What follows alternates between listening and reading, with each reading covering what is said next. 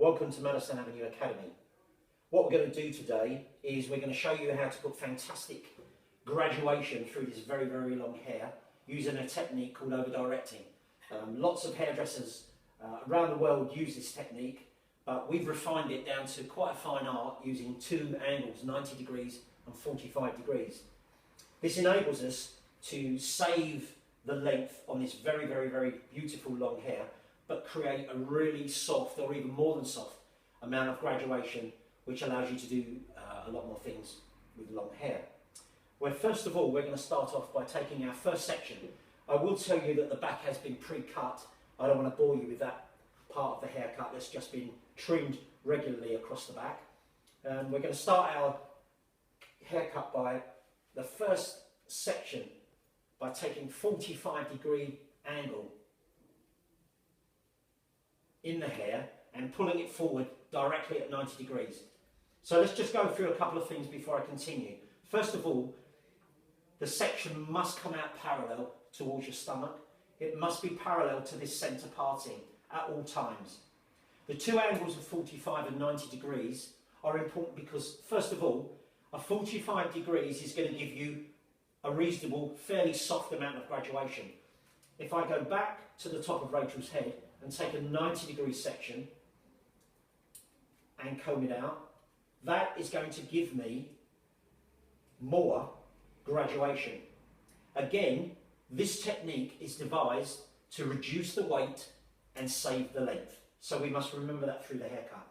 And it's imperative, so I don't bore you to tears, that when we're in our classroom, I do go over and over and over and stipulate that it's important to remember these faculties, that when you're going through this haircut, that position of your section is absolutely vital for this to work properly. So we're going to begin by, again, as I said, taking a 45 degrees section parallel to the floor, straight out, and we're going to cut a 45-degree angle. Then I'll continue these sections through, taking a 45-degree section, bring it out parallel, and cutting. The reason why, as I've said, that as I take these sections, it is important to make the sections parallel and accurate, because we've all seen and been in a hairdressing salon or been in a situation where you've seen a hairdresser take a section, release the tension and do that. Once that's done, it's all over. It's a complete waste of time because the accuracy is completely lost. So that's why we use these fundamentals here at the Academy to make sure that our accuracy works through the whole haircut and it gives us exactly what we're looking for. Now I'm on about the full section, and once you've done this a few times, you can actually get very, very accurate, remembering to always bring your section to exactly the same pivot point. And it does help to have a really good model or a good client, because you've got to watch out for head position as well. Because when you comb people's hair forward, they do have a tendency to tilt their head.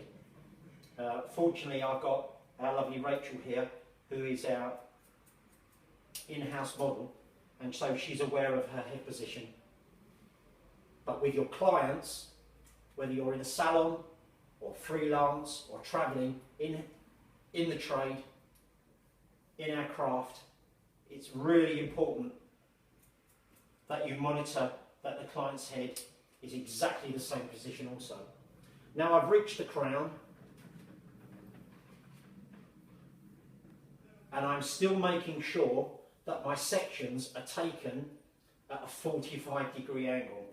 And what I will do, I will just spin Rachel round and show you that the angle that I'm taking is still at 45 degrees to the 45-degree section I took at the beginning.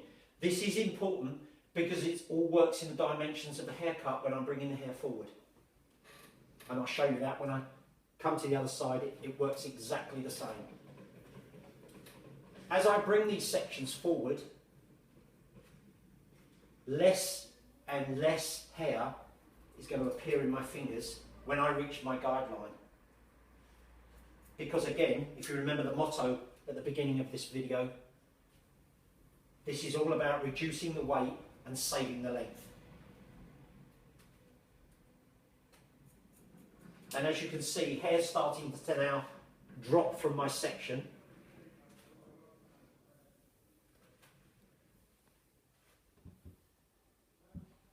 And there will be less as I get to the back. And that means the graduation will slowly, slowly, slowly diminish as we get to the back of the head. The bottom of the section is now tucked just behind the ear, and I'm combing that up and over the ear and bringing that to a 45-degree angle. Now there's no more hair to cut, and what I can now do is go on to the other side.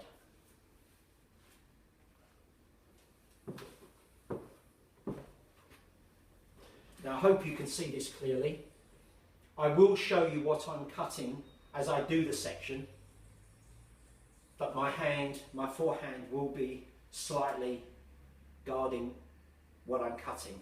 Now again, I've taken a 45 degrees angle in this.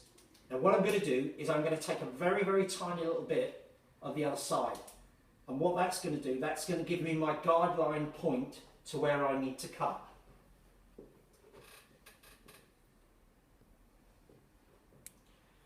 And I will bring this out of 45 degrees. And as you can see, just in here, that's my guideline point from the other side.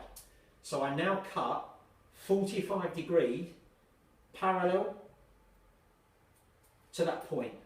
I can now return that piece of hair and take my next section because I've now got my guideline.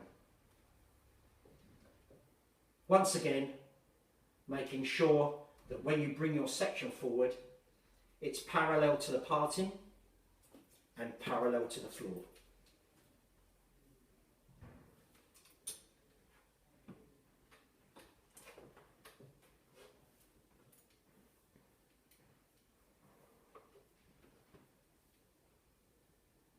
It's much more difficult for mainly right-handed people. There are some left-handed people out there as well. But it's very difficult doing the opposing side because you're cutting at a completely different angle than you did the other side. 45 degrees that way sits your arm quite comfortably. 45 degrees on the other side brings your arm and your elbow right round. And these things you must remember. It's sometimes good to take a point somewhere in the salon or the room that you're cutting and remember that your finger here is pointing in the direction that you want to go, and always return to that point.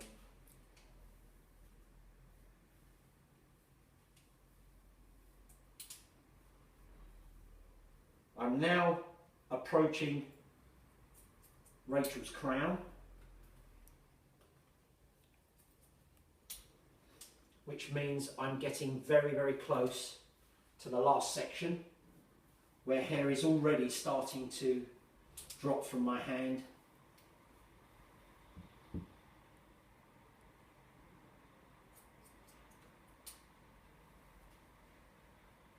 Which again is protecting Rachel's overall length, but is putting graduation in all through the sides and just faintly into the lower back area.